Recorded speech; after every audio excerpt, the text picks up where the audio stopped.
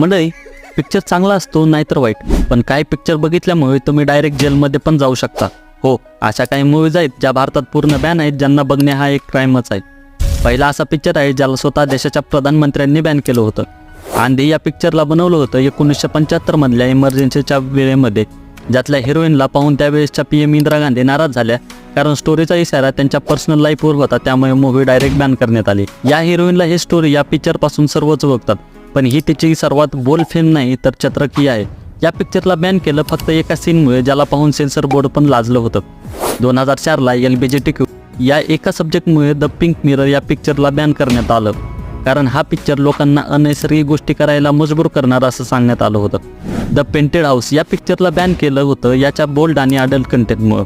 फक्त 3 सीन्स काढून टाका असं सेन्सर बोर्डने सांगितलं होतं, पण पिक्चर बनवणाऱ्यांनी सरळ नाही म्हणून सांगितले. अशाच व्हिडिओसाठी लाईक आणि सबस्क्राईब करायला विसरू नका.